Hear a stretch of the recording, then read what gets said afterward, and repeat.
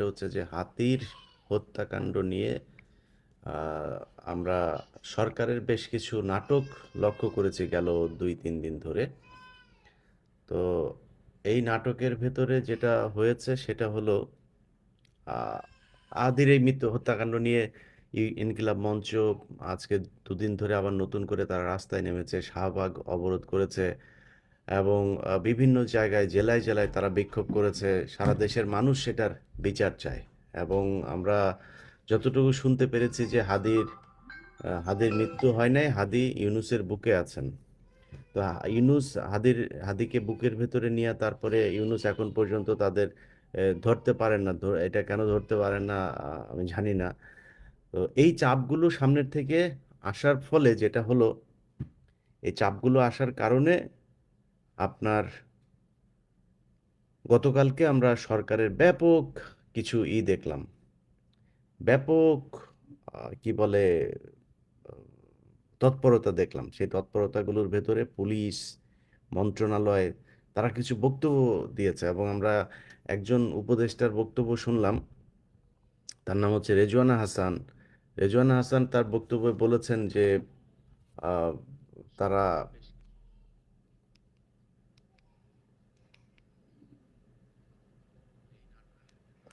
রেজওয়ানা হাসান বলেছেন যে তারা ভারত নাকি তাদেরকে বলেছেন সরকারকে যে আসামিকে ধরতে, তারপরে সরকারকে সহায়তা করবে ভারত। মানে ভারতের কে বলেছে ওনাকে যে ভারতে সে আসামিরা আছেন, কোথায় আছেন, মানে সহায়তা মানে কি, ভারত কেন সহায়তা করবে? তার মানে আসামিরা ভারতে চলে গিয়েছেন, এটা এই ডিজিএফ এর যে বয়ান, সেই ডিজিএফ এর বয়ান অনুযায়ী এটা সরকার নিশ্চিত হয়েছে যে ভারতে চলে গিয়েছে। যদি ভারতে যেয়ে থাকে তাহলে তো এটা ভারতের সহায়তার কিছু না, ভারত আমার আসামি পাঠিয়ে দেবে।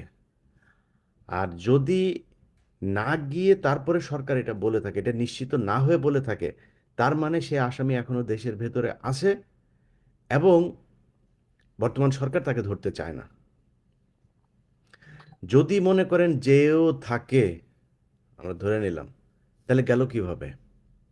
এই আসামিটা ঢাকা থেকে একটা এত বড় একটা ঘটনা ঘটিয়ে এই যে বাংলাদেশের বিভিন্ন জায়গা দিয়ে গিয়ে বর্ডারে গিয়েছে, বর্ডার পার হয়েছে, তার মানে এখানে পুলিশ জড়িত, সরকার জড়িত, ডিজিএফআই জড়িত, বিজিবি জড়িত, এরা সবাই জড়িত থেকে তারপরে তাকে হত্যা করা হয়েছে।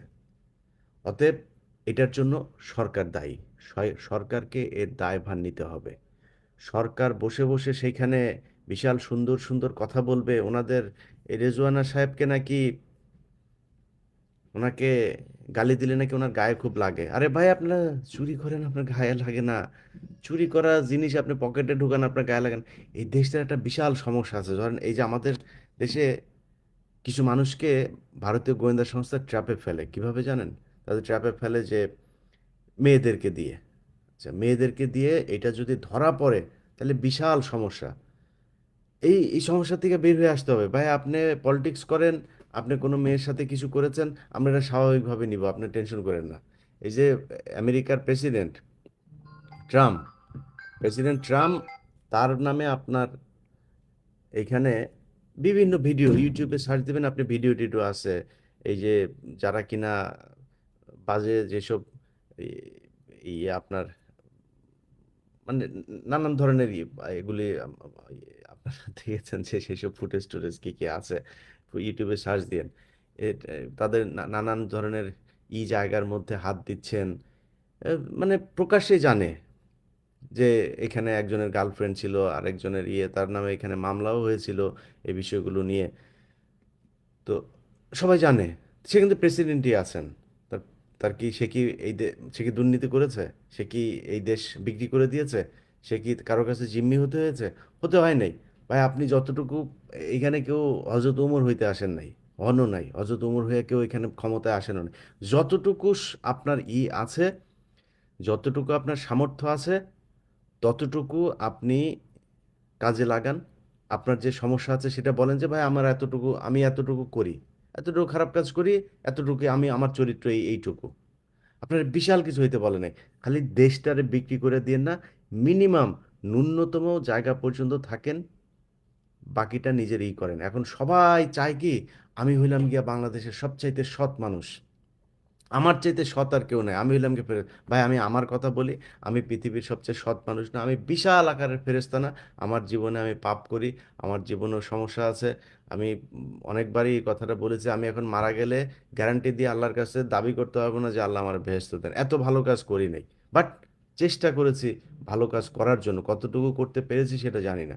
So, আমরা যখন করি না, ধরেন একজন মানুষ ঘুষ খায়, কথা বলার সময় আমরা এমনভাবে বলি ও হইল গিয়া মানে পৃথিবীর একমাত্র জন্তু যে কিনা ঘুষ নিয়ে ধরা পড়েছে, মানে ধরা পড়ার পরে, এই ধরা পড়ার আগ পর্যন্ত ধরেন গ্রামে গেলে শুক্রবারে মসজিদের মধ্যে তারে ইমামের পেছনে আলাদা জায়নামাজ রাখা হয়, তার জন্য ঈদের বাড়িতে গেলে ঈদে ইমামের পেছনে তার জন্য আলাদা, মানে সব ঘুষখোরদের জন্য গ্রামে আলাদা জায়গা রাখা হয়।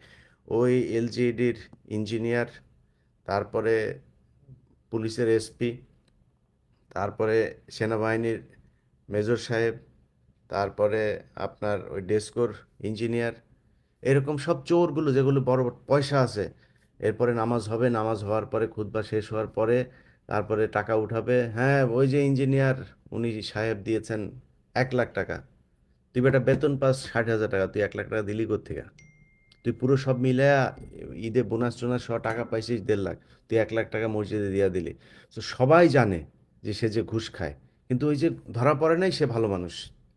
এই জায়গা থেকে বেরোইতে হবে ভাই, আমাদের হানি ট্র্যাপ মানি ট্র্যাপের এই সমস্যা আর থাকবে না ভাই, যে যতটুকু ভালো অতটুকুই বলেন, কোনো সমস্যা নেই। এখন ওনাদেরকে এই গালি দিলে ওনাদের গায়ে খুব লাগে গেছে, ওনারা যে পুরো বিপ্লবটারে যে ধ্বংস করে দিল এটাতে কোনো সমস্যা নাই, চুরি করে বাটপারি করে লুটপাট সব কিছু করেছে গেল 1.5 বছরে, কোনো সমস্যা হয় নাই। যদি আসলে ভালো হইতে চান তাহলে ভালো কাজ করতে হবে, ভালো কাজ করবেন না আবার ভালো হয়ে ভাবসাব নিয়ে তারপরে ঘুরবেন, ভাই এত ভাব মারার কিছু নাই। এখানে যদি মনে করে থাকেন যে ডক্টর ইউনূস সারা জীবন ক্ষমতায় থাকবে আর আপনারা এরকম দাপট দেখাবেন, যেই দাপট আপনারা দেখাইছেন, এই দাপট আওয়ামী লীগ সরকারও দেখাইতে পারেনি আমাদের সাথে। এই যে আজকে বিএনপি সামনে যদি ক্ষমতায় আসে বা জামাত যদি ক্ষমতায় আসে, তাহলে যেই যেই সমস্যা ফেস করবে এটা আপনাদের জন্য ফেস করবে। আওয়ামী লীগের এই বিএনপি, জামাত, এনসিপি বা অন্যান্য কেউ যারা যারা এই দেশে চাঁদাবাজি করেছে, এই চাঁদাবাজির ক্ষেত্র তৈরি করে দিয়ে গিয়েছে এই ইউনূস সরকার। অতএব এটার জন্য তারা দায়ী, তারা এই গত 1.5 বছরের যে সময়টাতে তাদের যা করার কথা ছিল সেটা তারা করে নাই। ইভেন এখন হাদি মারা যাওয়ার পরে সারা দেশের মানুষ হাদির পক্ষে কথা বলছে, তারা হাদির খুনিকে ধরে না, তারা এরে ধরে ওরে ধরে। কালকে খবর বেরিয়েছে ওনার 2 সহযোগীকে ভারতে, মানে ভারতের সাথে বর্তমান সরকারের সম্পর্কটা কত গভীর আপনি একটু চিন্তা করেন।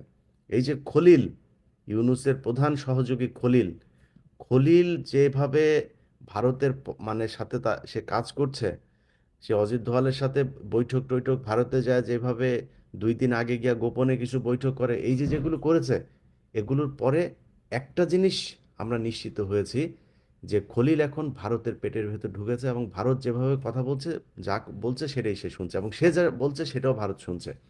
যেই কারণে ভারত ইউনূস সরকারকে বাঁচানোর জন্য তারা ওইখানে একটা নাটক করেছে যে দুজনকে ধরা হয়েছে সহযোগী। সহযোগী কিরে, যে মার্চে আমরা সবাই ভিডিও দেখেছি যে কে গুলি করেছে, তারে ধরতে হবে, তার সাথে যে মোটরসাইকেলে ছিল তারে ধরতে হবে।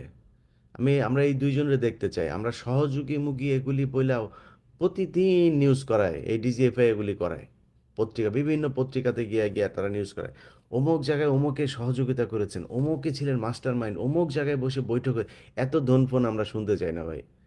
মারা যে হত্যা করেছে তাকে ধরতে হবে, এটা হচ্ছে মূল কথা। এর বাইরে অন্য কোনো কিছু আমরা জানতে চাই না। এটা যদি করতে না পারেন আস্তে করে সরে যান, আপনারা এই দেশ চালাইতে পারবেন না। এই সুন্দর করে নির্বাচনটা দেন, আর নির্বাচনের আগে এইসব এই বাংলা এডিশন টেডিশন এগুলিরে বন্ধ টন্ধ করে এত বড় ঝুঁকির মধ্যে যায় না। বা সুন্দর করে বাংলা এডিশনের যা যা যা যা হয়েছে, যা যা করা গিয়েছে, খালি তথ্য খালি নিচ্ছি, হ্যাঁ, কোন কোন প্রতিষ্ঠান এই কয়দিনে অনুমোদন পেয়েছে, কি কি পেয়েছে। তো আহ, ছোট্ট একটা দেখাই, হ্যাঁ, কিছুক্ষণ আগে আসা একটা নথি দেখাই। হুম।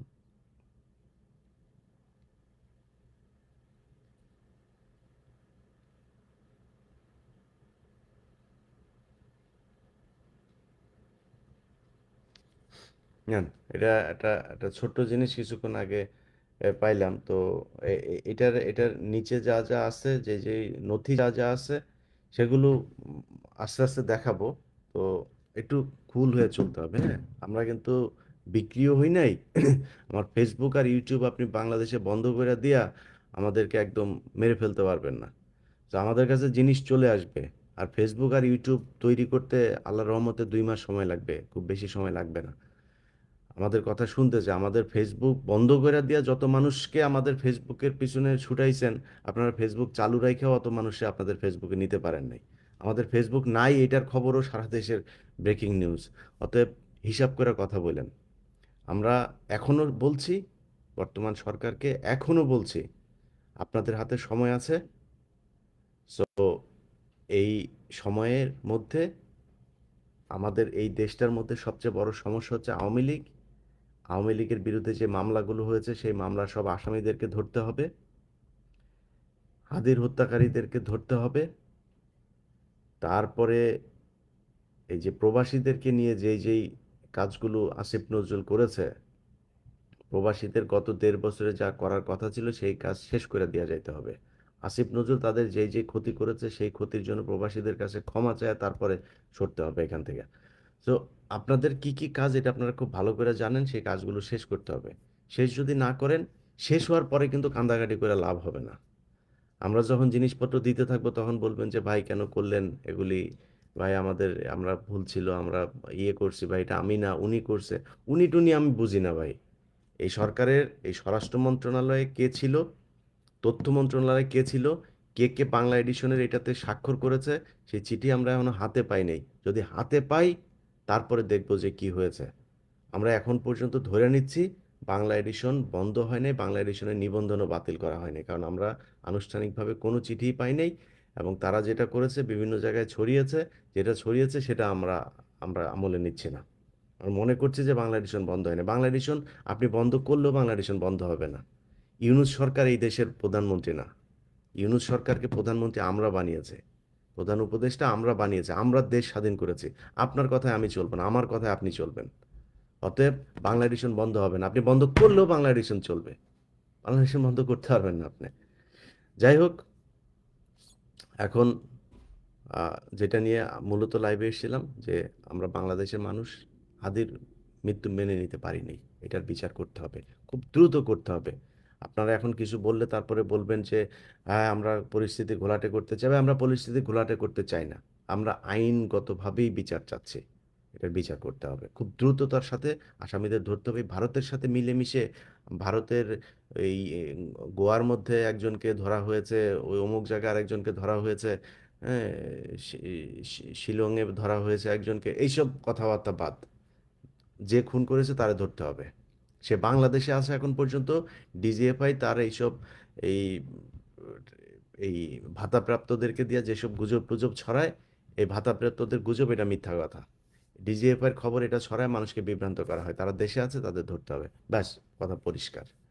সবাই ভালো থাকেন। আমার যে পেজে আপনারা এখন লাইভটা দেখলেন, এটা আমার পেজ আপাতত আছে। এবং এই পেজটা বাংলাদেশে, যেহেতু আগের পেজটা তারা বাংলাদেশে বন্ধ রেখেছে, এই পেজটা আপনারা শেয়ার করে আপনাদের পরিচিত যারা আছে তাদেরকে জানিয়ে দেবেন যে অনেক ফেক পেজগুলো আমার নামে চালু হয়েছে, যে কারণে সেখান থেকে বাঁচার জন্য সবাইকে আপনারা অন্তত বলবেন যে এই পেজটা আমার, এই পেজের বাইরে অন্য পেজ আপাতত এই মুহূর্তে আমার কোনো পেজের সাথে আমি নাই। অন্য কোথায় কে কি বলছে, কে কি লিখছে, সেটা একমাত্র তাদের ব্যাপার। আর আগের যে পেজ ছিল সেই পেজটাও আনার জন্য আমরা কাজ চালাচ্ছি। আমি জানি না সেটা শেষ পর্যন্ত কতটুকু কি হবে। আপাতত এখানেই আছি। সবাই ভালো থাকেন। আল্লাহ হাফেজ।